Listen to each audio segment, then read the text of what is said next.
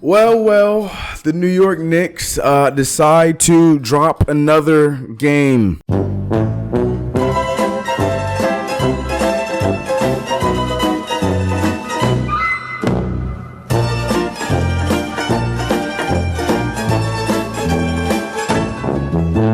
Oh no!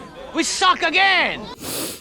Yeah, it's a long way from that win that we got in the beginning of the season. We dropped to the Milwaukee Bucks on Monday, and we just recently dropped against the Miami Heat yesterday. But the difference between this game and the last few games is there's no moral victory from this one. Oh no, we got it handed to us. Let's get into it.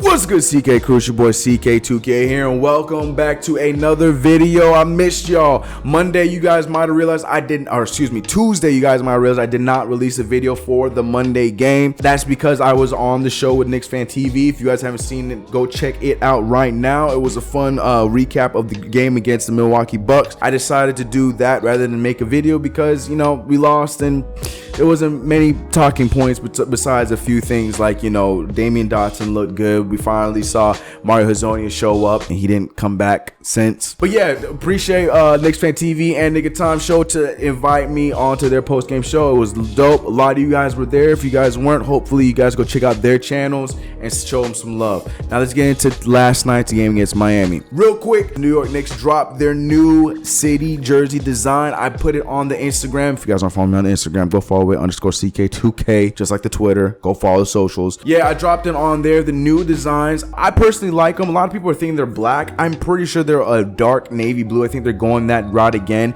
because in the promos, they had a white background for the home jerseys. They had a blue background for the away jerseys, and they had like a dark blue, just like last year's city jersey background for the city jerseys once again. So I'm pretty sure that it's a dark navy blue, which I think looks sick. A lot of people think it's lazy. I like it. You know, a lot of teams are going the retro route with their jerseys this year, and I think that it was a cool homage to those I think it's what, the 50s.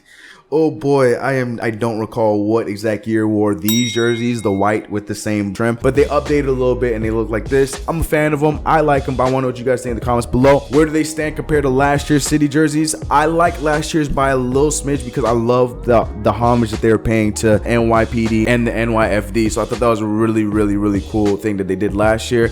But I like the designs for this year. I'm definitely going to pick one up. Hopefully this year we will have variety so I can pick it up in somebody other than KP. I would like that to be my Knox jersey. I would like to get a Knox jersey in that colorway, but we'll see what happens.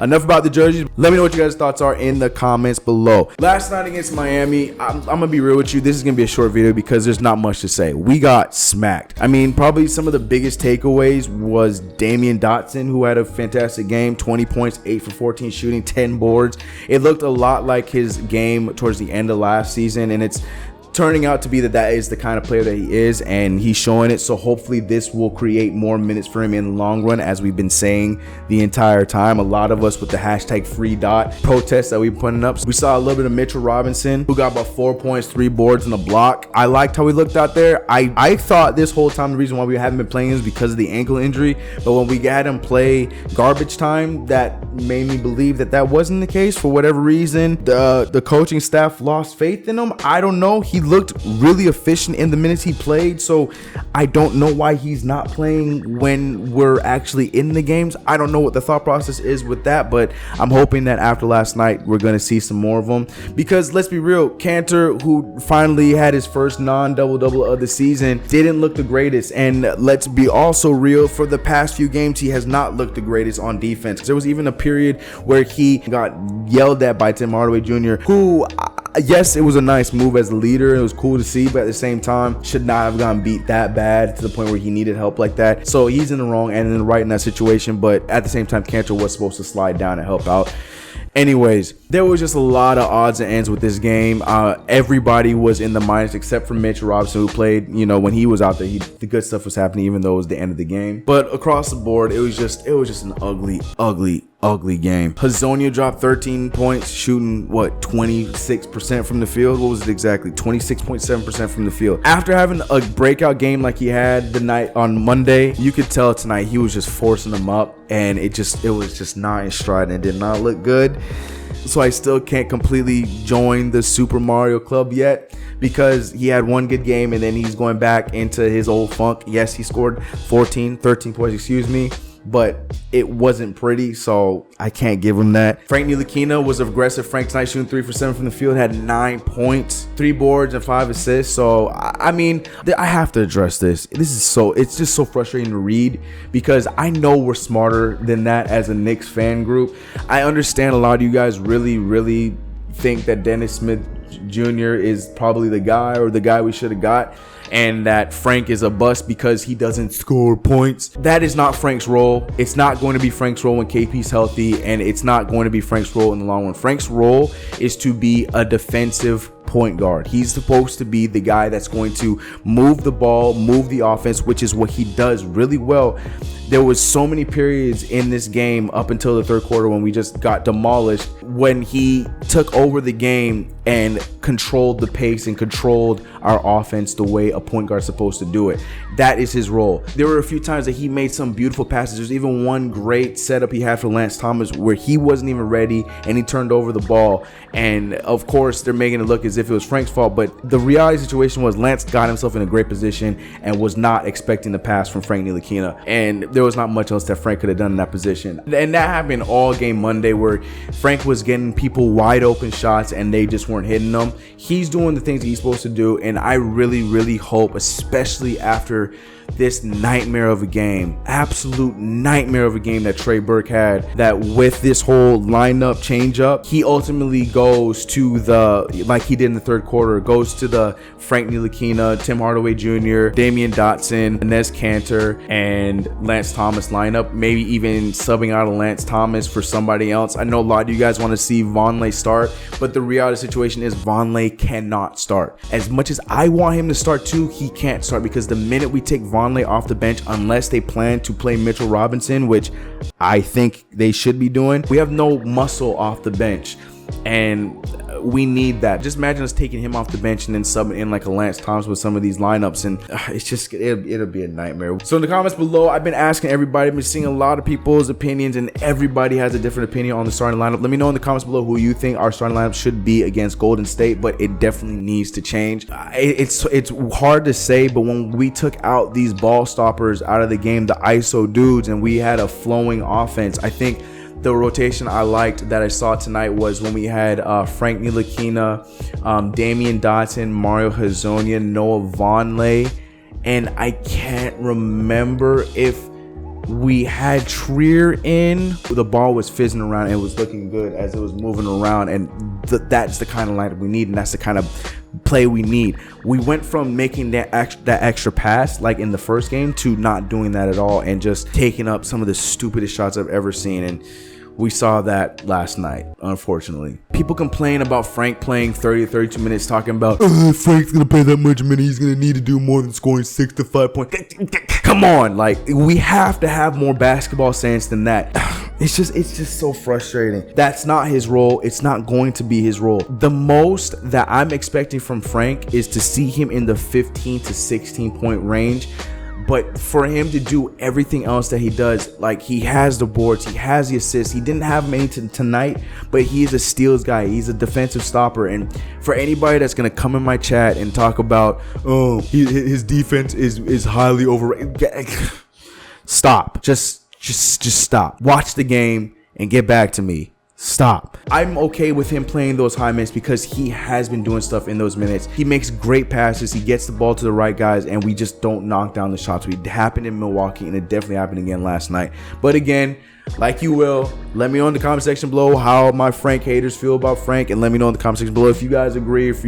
I'm just so frustrated by it. I know we're going to expect a lot of losses, but I'm okay with losses like the past 3 losses where they were moral victories and we had takeaways from them.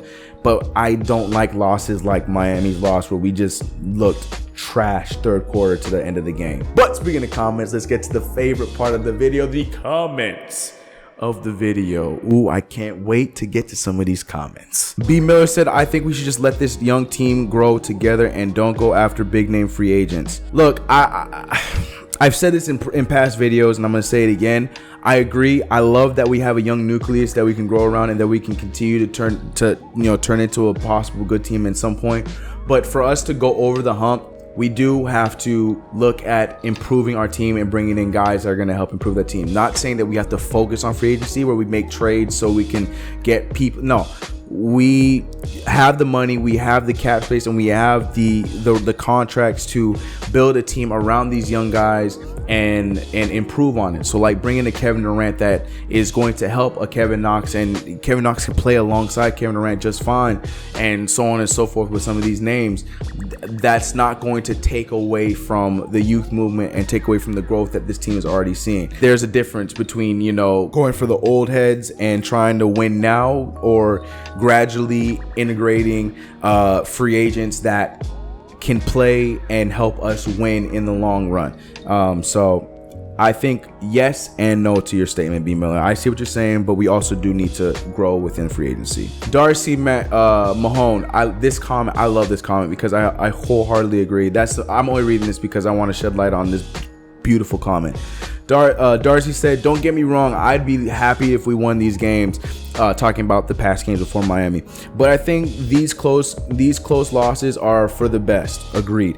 I mean, we're still losing and getting a higher chance at a top pick, but we're still looking like a nice team. Agreed. Top free agents are gonna be out there looking at the wins and losses. They're gonna be looking at this. Is the best comment, the most basketball smart comment I've ever read in my life, and he's 100% correct. Like, the moral victories are important for teams that are rebuilding and that are growing, you know what I mean? And like he said, like, we might be losing these games, but we're looking good as a team, and the players are growing the right way, and these bigger free agents are going to see that. Look at the Lakers. LeBron James joined a trash Laker team with a bunch of youth that is going to be a great bunch of assets in this league at some point. So I love that comment. That is one of my favorite comments I've read in a long time, and I'm actually going to end it on that comment. Shout out to Darcy for the good, shout out to all the great comments. But I appreciate you guys so much. This video actually went longer than I thought it would be, because I really thought this video was gonna be 5 minutes long, because I did not want to talk about the game last night. But to hear all this Frank hate, it's just ridiculous. Like, we gotta be better than that, Knicks family. Like, we have a good thing in our hands. Like, he is 20 years old and he is wise beyond his years, and you guys aren't good. Some of the Frank haters aren't going to see it now because they're so stuck on, like my man said, getting the Donovan Mitchell or Dennis Smith Jr. I'll give you Donovan Mitchell, but I'm not going to give you Dennis Smith Jr. I don't want Dennis Smith Jr.'s problems on my team. You can already see the knuckleheadness with him, and it's only going to get worse as the years go by. I'm cool with what we got. Donovan Mitchell, he was a bit of a surprise. I would have loved to pick him up, but that was just better scouting in Utah's part. That's all. I had no problems with Frank. No problems with Frank at all. Much love to you guys. As always, check out the socials. Let me know your opinions in the comments below. The Instagram is growing, yo. We're almost at 300 followers. You guys have been supporting me all over the world, like all over the internet, like on Twitter, on IG, on here. Like, y'all support is amazing. The new CK2K shop is up. I'm still adding designs. I want to do a grand opening of the new designs this coming Monday, but you guys are more than welcome to check it out now and check out the new designs. I'm not going to advertise them because like I said, I'm doing a grand opening with all the stuff next week, but I'm really excited for you guys to see. Really push down the prices as much as I could. I'm not getting much return because I don't really care about it like that. I mean, right now I'm a small YouTuber, so that kind of stuff isn't important to me. So I pushed them down as much as I can to make them affordable for you guys. I know some of them might still be a little pricey, but it's the best that I could do for right now. But I hope you guys check them out and pick up some. I'm picking up mine. I'm really happy with these designs, and I love the input that you guys have been DMing me. A lot of you guys are designers and stuff saying, yo, CK, I would love to help you out with this. Yo, I will help you with that. All the help is very, very, very, very appreciated. Same thing with the Coast to Coast show. All the support has been amazing. I appreciate you so much. For even anybody that makes it to the end of these videos, that watch it from beginning to end, you guys are amazing. Matter of fact, I want to do these things I always see these YouTubers do. If you guys are made it this far into the video, I want you guys to put in the comment after whatever you comment, put hashtag poopity scoop. And if you put that in the comment, then I'll know that you are a real one. You are for real with the CK crew, and that you made it to the end of this video. All right, much love to you guys. I'm gonna see you guys next one. Follow the socials, hit the subscribe if you haven't. I'll see you in the next one. Stay up, Knicks family. It's okay. It's gonna be a long season, but we're gonna be learning along the way. All right, don't give up on this team. We're gonna be all right. Much love, y'all. See you in the next one. Peace.